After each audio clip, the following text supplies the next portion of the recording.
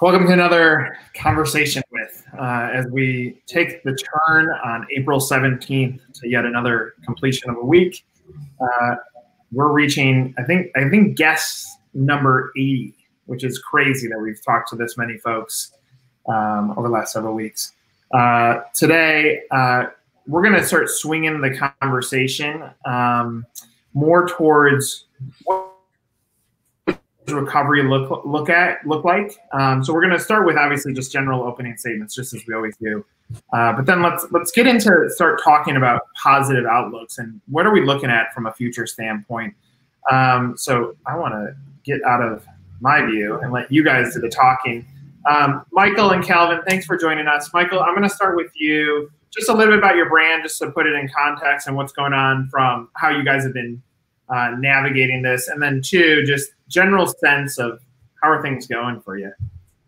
Yeah, thanks for having us. We're a California-based fast casual Mexican food concept based on the California style taqueria, but with a little bit more of an edge. And we have 60 locations. We're in Canada, Japan, and then across the U.S. We are mostly in California, but we're also in Arizona, Nevada, Utah, Washington, Hawaii, Florida, Georgia. So we're across Texas as well. We're across the country. And we're fast casual. We have obviously we've been significantly affected by what's going on, and we've had to adapt pretty quickly to this new norm. Some of our restaurants have been obviously more affected than others, just depending on the region and where they are. And just adapting to more takeout, working with more delivery. Here in California, we've been in lockdown now for about a month, and it's really, people have taken time to really figure out how they are navigating through this. And as a business, especially in the first couple of weeks, it was on a daily basis trying to understand where things were going and what the new norm was. And Calvin, same question to you, just some general information on you guys, and then how are you guys doing? Well, both my family and my work family, we're all doing good. We're adjusting well to working from home. And really, we're a new franchise concept. For the first time, I'm going to say we've sold a franchise. We just closed our first deal Wednesday of this week. And we've been working at that almost a year. And I believe I'll have my second deal closed by the end of today. Definitely if it doesn't close today, it'll close over the weekend. So we're excited about that. And this has actually given us a reset to catch up on things. And the fact that we were, I guess, at zero anyway, now everyone's kind of coming back to our area, our playing field. We're getting a reset. So we're working hard to come out of this thing stronger than ever, better prepared than ever, sharpening our tools, honing our skills, and we're excited about the future. Michael, I think you said you have 60 locations, right? Yes. So, and I think Nick phrased the discussion well, saying, hey, let's take the turn, talk about what recovery looks like. And it's interesting because, so 6 months from now, right, as you reflect or you project forward, what do you anticipate, or what are you working toward in terms of what does successful recovery and growth look like for Chronic Tacos 6 months from now? I think that we have to take into account that, a lot of what's changed during this is going to still be in place. And, in today's age, 6 months down the road is a long time. We are now actively, starting to plan for the recovery in terms of our marketing plan and how do we, make sure that we,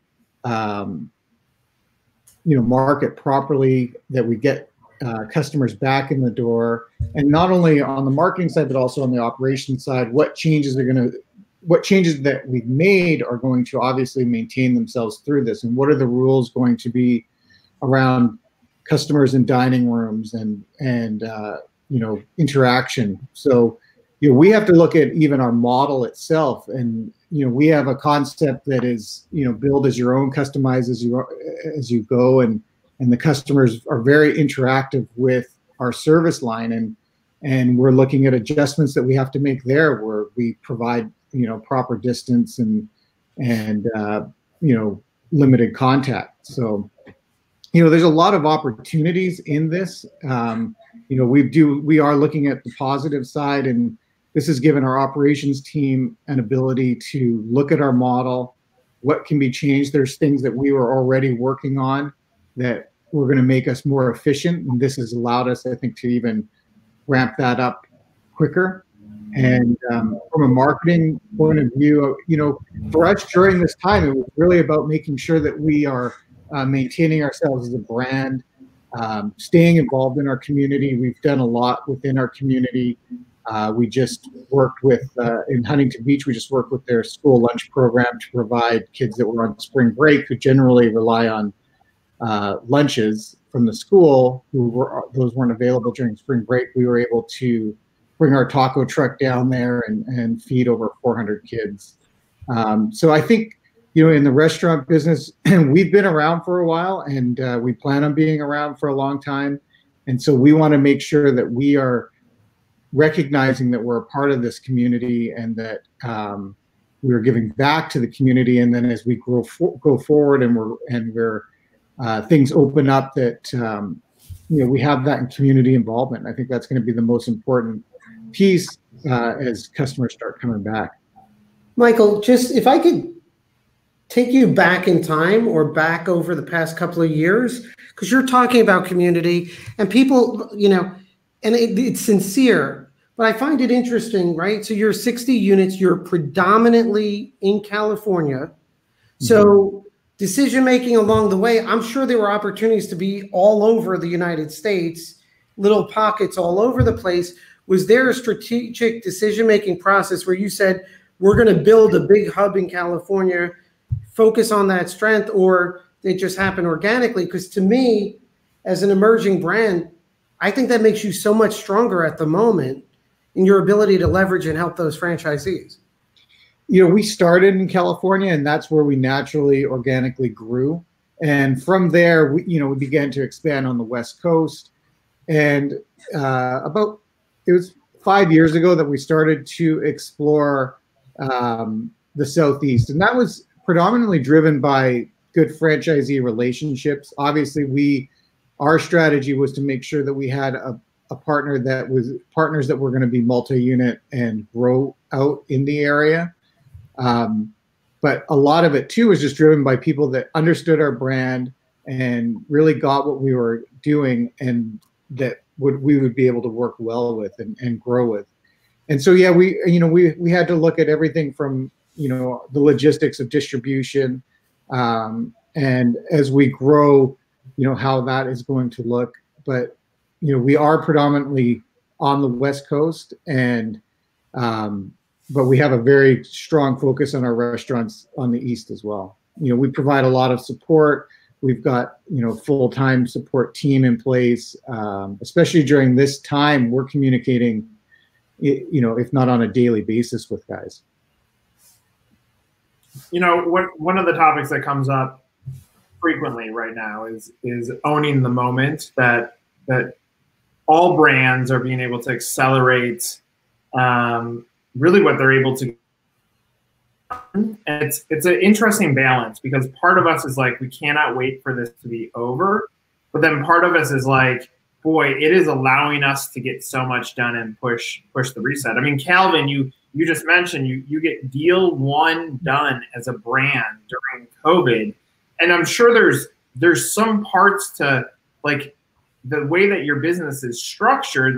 You're already built for social distancing. You're built for pivoted marketing solutions. Like like all the hard work ends up hitting this point that how are you balancing the excitement with the pause, with the with where you could go with using this as that launch pad for the future. And I'll start with you, Calvin, and then Michael, I also want to know, like, how are you guys like getting ready for that launch pad, and how are you weighing internally, like, hope for this to be over, also the opportunity on the other side? Calvin, I'll start with you. Well, it is pretty cool to think we're going to do our first deal and perhaps 2 or 3 during this pandemic. So that'd be a great story to look back at. When we were ordered to shut down, we're in upstate New York, so we've been shut down for about a month now. We closed everything down, sent everybody home. But the following week, we reached out and appealed to the governor's office, and we did get approved as a central business, and we could run our trucks, our digital advertising vehicles. We call them Dave. So we got permission to run Dave locally. We just had to intermix public service announcements. So we reached out to the local hospital, the local city, the county, United Way, and a few other organizations. So we went back to work, and we're promoting public service announcements throughout the community. And we're also mixing that in with some clients that have special messages for essential businesses, some of the banks and different insurance companies and different things. So that's pretty cool that we got that approval as a central business. Made us feel important, feel needed. It's not really generating much revenue, but it's good to be out on the streets. We did get extended yesterday in New York to May 15th now as our stay home. So we got another month. The following Monday, that's the 18th, that's actually my birthday. So I told the team I plan on staying home for my birthday. But no, it'd be good to get back to work. So we're just we're just a positive team all around, and that's what's carried us through the last year to get to this point. Because really, I thought last year I'd come out of the gate and sell. I'd projected 10 franchises last year, so it was a little disappointed to sell none. But our pipeline's really full now. A lot of good conversations, and yeah. Michael, how are you guys preparing this launch pad, and how are you navigating the wanting this to be over, but also owning the opportunity?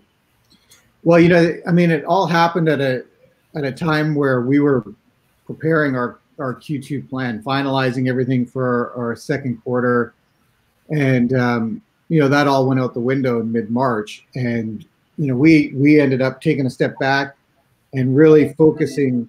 The first 2 weeks were really just navigating what was going on and communicating everything, every possible thing we could, we were communicating to our franchisees. Our number one concern was our employees, our franchisees, their employees, and making sure that, and our customers, and making sure that our customers were safe, that our franchisees had all the information they needed.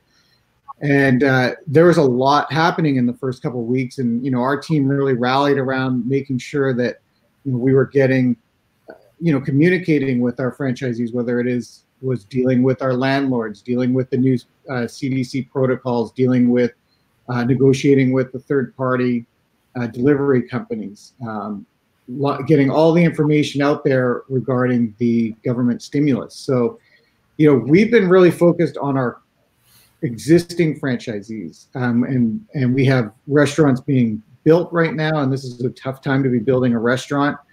So we have to, we're working with them, supporting them, doing all of the training that we can.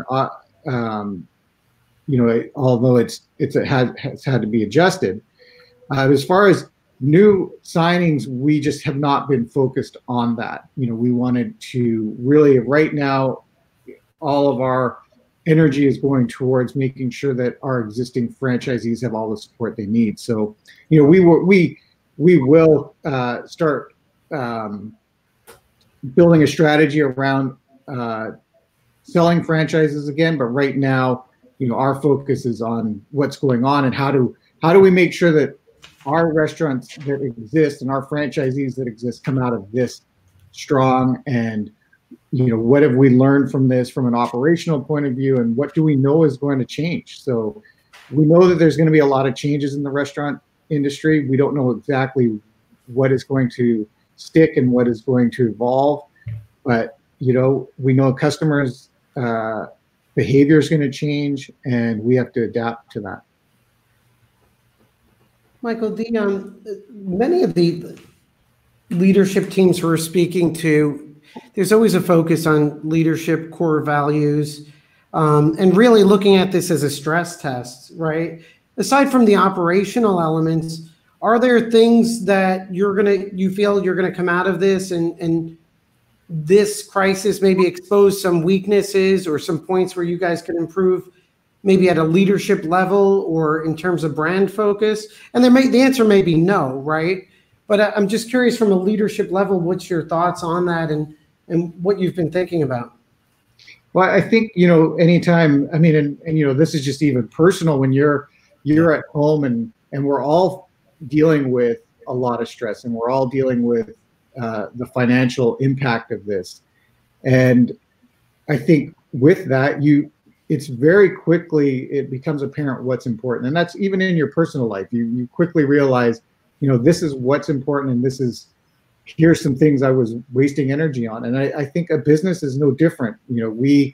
As a business grows and ideas get legs, they keep building. And I think when you're faced with a crisis like this and you have to zero in on survival and making sure things work, you start to realize, well, maybe that wasn't as important as just getting better at some of these core things we were doing. So we have some strategic ideas that we were implementing, and I think this has allowed us to take a closer look at those and actually push those ahead further. And it's put some other things on the back burner that probably aren't as critical to our growth going forward. So I think if you're not looking at yourself right now and looking at your business and seeing what's important and what's not, and what is critical to your business, then you're making a mistake.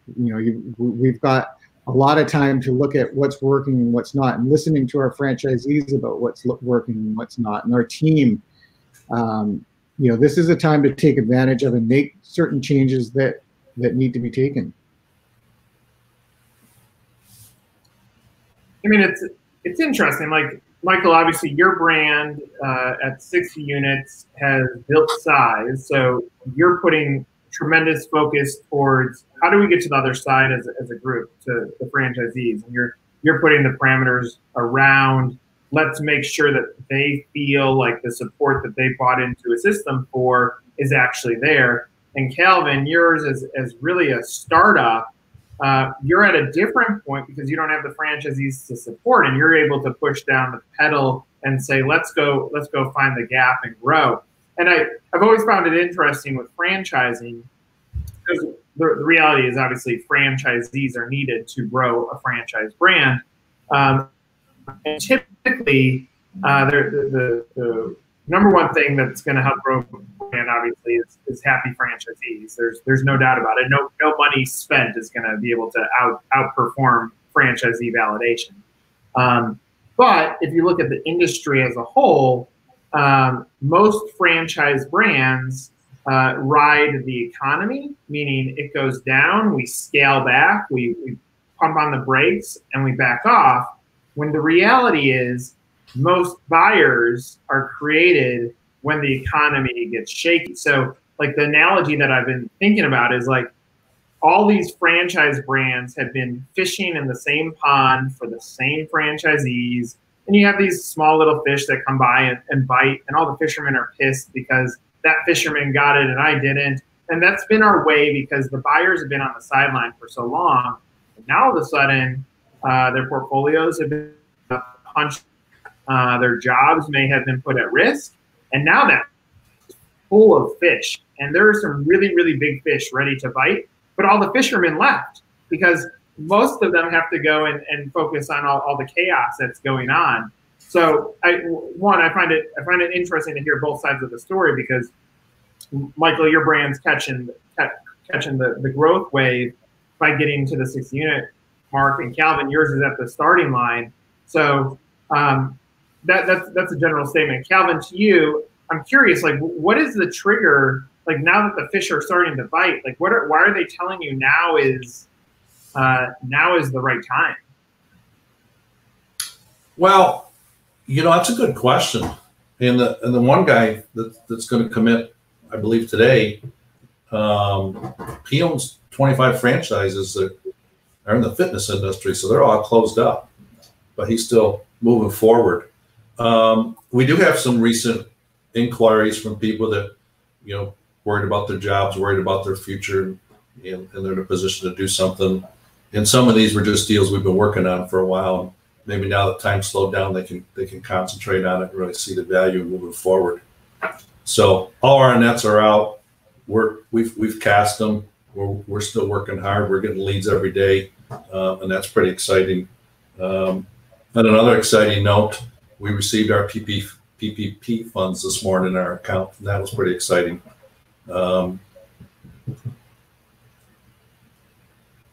So yeah, I think it's a great time to double down and go for it. That's good though, Calvin, with the PPP, right?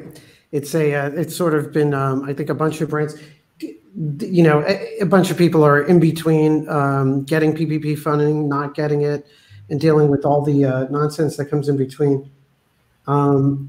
Hey, Michael, like you made a statement. It sounds simple, but it's not. I think it's pretty profound. It's something I share, which is, you said like this crisis is like, it's really taught us where we're wasting our time, right? So, I think you said on a personal level and a business level, right? So my highlight today was getting up early and after my workout, going in my older son's room, waking him up with music and sitting there eating as I annoyed him, right? That's my highlight. And I wouldn't have had that. He's home from college because of this and all this other stuff. So that's like, you know what? That isn't what's important to me. And then today on a leadership level, Nick and I were talking, and I'm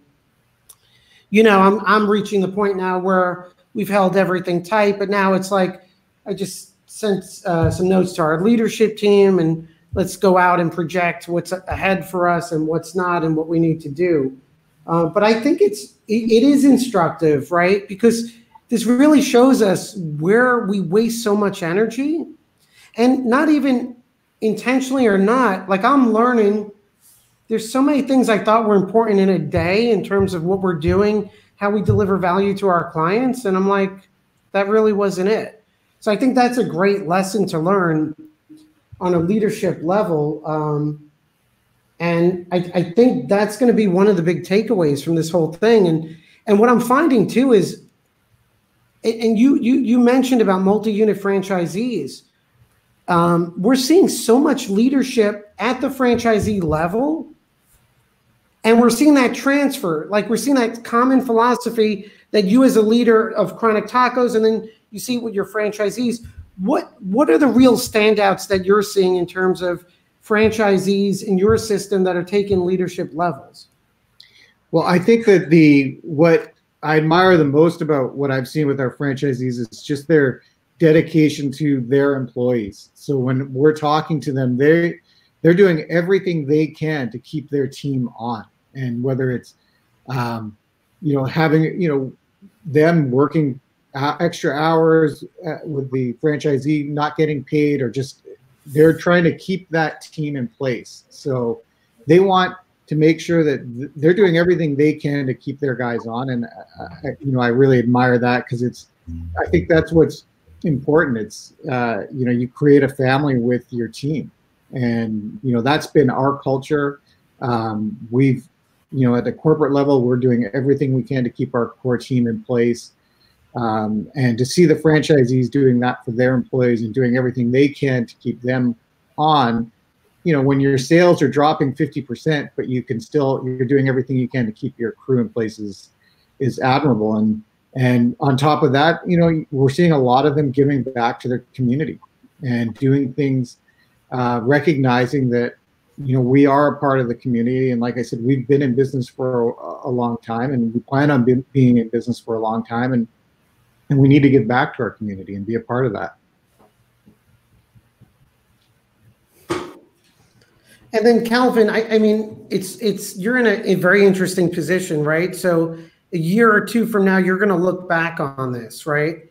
And hopefully it's after a ton of success. And what do you think a year or two from now, when you're having this conversation with us or someone else, you're going to reflect on and say, that's what created a great franchisor-franchisee relationship. And that's what's led to success of our system and our franchisees. Like, what are some of the things you think you're going to look back on as reasons for success? Well, one, we didn't give up. We've hung in there. And when this thing came up, we said this is a chance to reset, to really, we've had so many things we still need to get done for once we sell franchises. And this is really allowing us to do that. And I think we're all being more productive working from home. We're not commuting. We're not interrupting each other as much in the day in the same office. So there's a lot more being done. So I think we'll look back and say, this was really a launching point for us.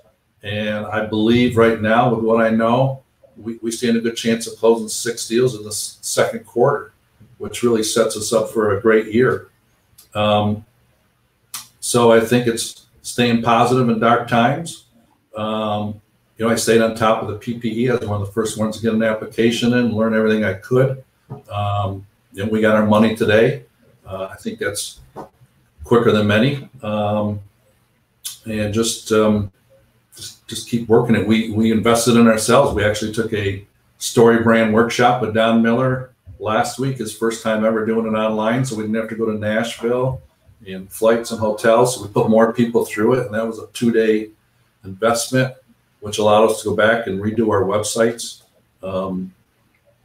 So we've got some other classes the guys are taking online next week. So we're doing, just being as proactive and learning as much as we can, staying on top. I've never sat through so many webinars in my life, but they've been very educational. So Calvin, can I put you on the spot? Well, so did you develop your one-liner from Story Brand? Oh boy. It's on the spot, Calvin. You don't have to answer that. That's a great program. I mean, it's a great branding program. Yeah. I actually did the not only the online program. We went to Nashville to do the in-person one. Yep. And our team's been going through is scheduled to go through their certification stuff. So, but next time we speak, I'll ask you your one-liner. Okay. All right. Michael, on the other side of this. And there will be no normal. Normal as we knew it is what was in the past, but normal, what we're going to know it as, is going to be the present. That's going to be our normal. And I'm looking at predictors, and I would say if I were a paid health organization expert, I would say we're looking at mass testing into antibody testing, into vaccine or cure, and then, in my opinion, the final when the are back in the ocean and connecting things, because they're a petri dish of the ocean. So when we get past that and we're back on this, what do you want your franchisees to say about you on how you navigated this on their behalf? I think that for us, what's important to us is that they know that they were supported, that we shared all the information there with them, that we were there for them in every way we can to keep them going, that our focus is primarily on their success. And like I said, we're not focused on anything but making sure that our system and the restaurants that are in our system are set up and have all the information they need and all the guidance they need. And that, during this time, we made sure that we were creative and that we were coming up with ideas to adapt quickly to the changing landscape. And I think, what we have to do is everything we can to support their business so that their business is successful.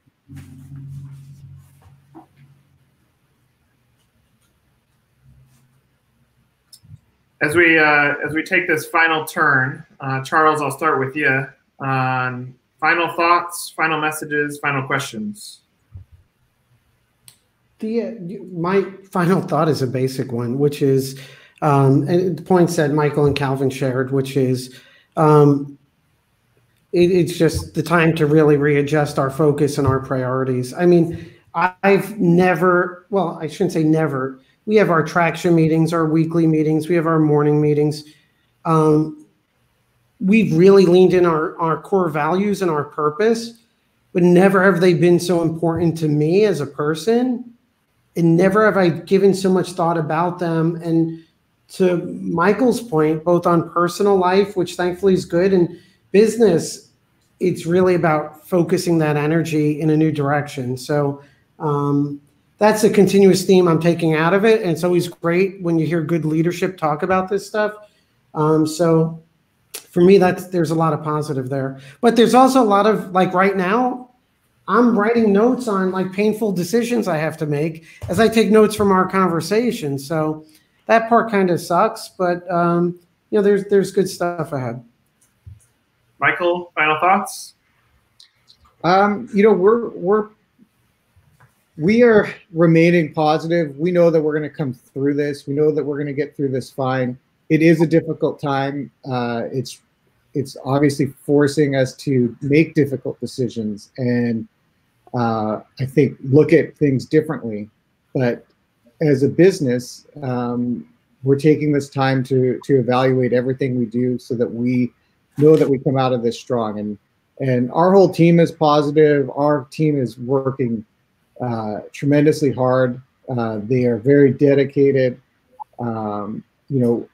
They're stepping up in every way they can. I mean, in our business, it can be 24/7, and our team has really stepped up. I don't think that there's anybody who could say that they aren't getting the support they need in terms of responses and guidance and just getting information out there. So the more that we can deal with the facts and really navigate our way through this, I know the better we're going to come out. Calvin, final thoughts? Well, we just got to be willing to adjust and learn as much as we can. But my final thought is everything's going to be okay. Love it. But it'll be okay. Yeah. Yeah, and my final thought is, still so many lessons to be learned. We're still navigating this in real time. Michael, you talk about the strength of team. If you're looking at your team and you don't feel they're strong right now, like own that opportunity. The talent pool is out there, and they're hungry folks looking for their next gig.